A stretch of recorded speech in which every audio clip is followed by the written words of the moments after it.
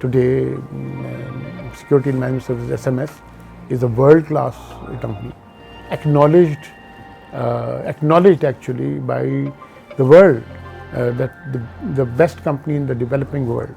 We were given an award for it in Florida 2 years ago.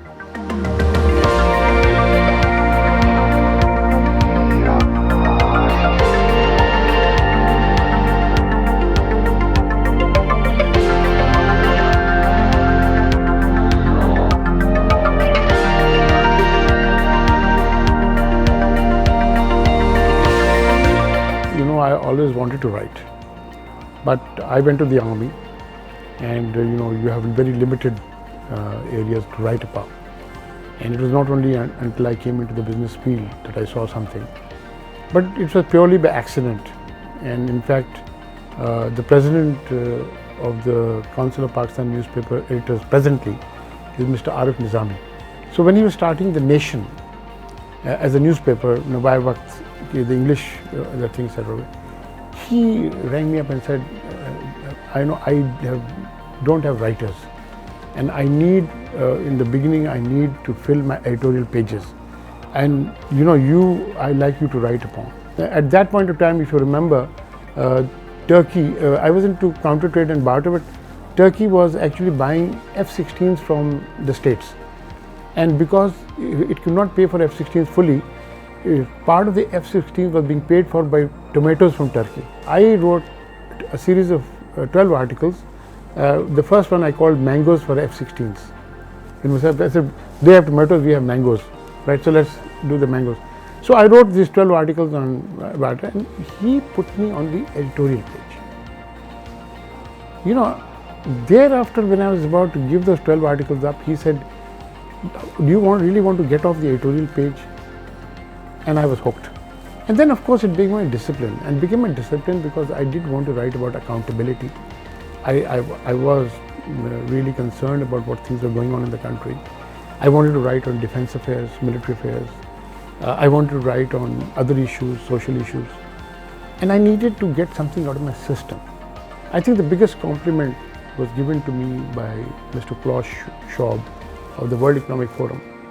And he said to me, and he said that and that's how I became a member of the World Economic Forum, because I did not have the necessary revenues to qualify.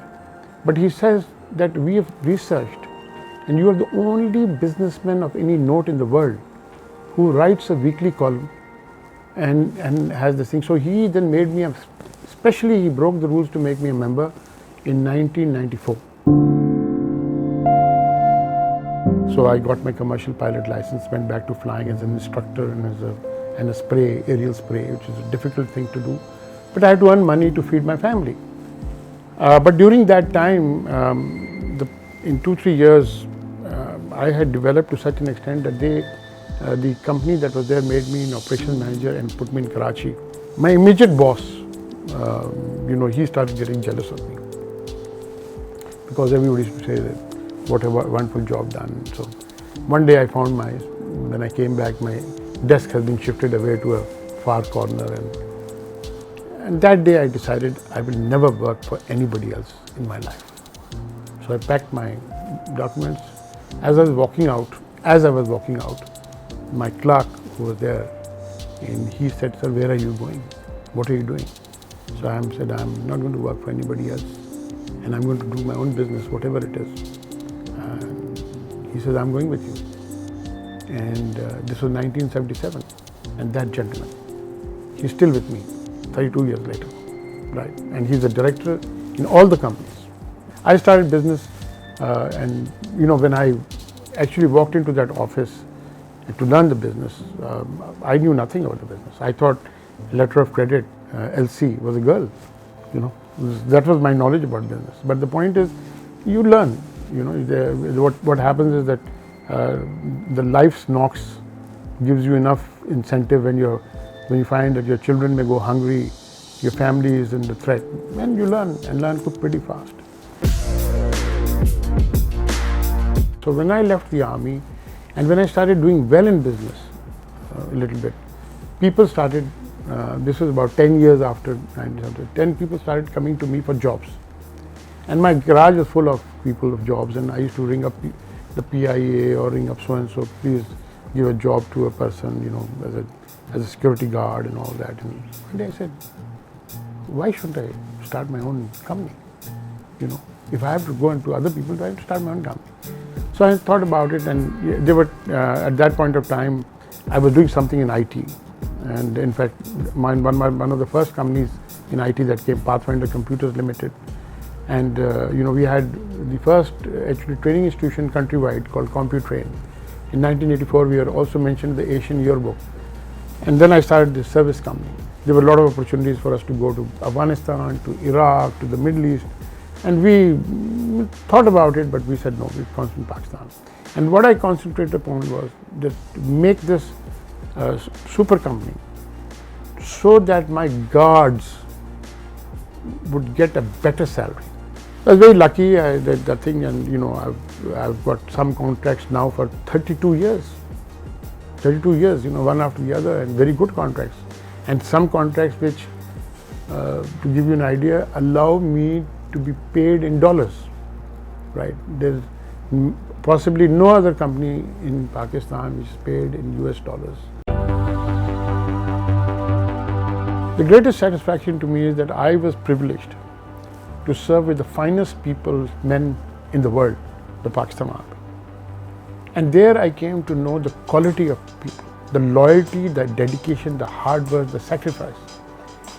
And when I made my company, when I made my people, I found that the Pakistani is second to none, provided you give the person the proper leadership, provided you extract the talent out of them. You know, working with the US government is the cutting edge, whether it's human or whether it's technology, it's a cutting edge. They do know that we, in the developing world, because of the education, because of these skills, are not there. We are on a learning curve.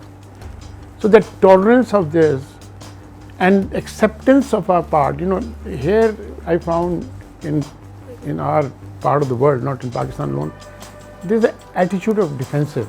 If somebody says you've not done this right, people want to make excuses. We make no excuse. We say, teach us. I was brought up in a Catholic convent by a Texas nun as a good Muslim. In her name, in Sister Leo's name, and the love and affection that she gave to me, I guard those churches. And if you guard those churches, let me tell you something about the guarding. They're about, at one time, we were guarding 125 churches, it's come down to 35 or 40 now, all over Pakistan. 35, 40 armored cars go to those churches. I asked them, I said, we'll give you overtime. Not a single soldier takes overtime. They said it is our duty as Muslims to guard. It's a very satisfying thing.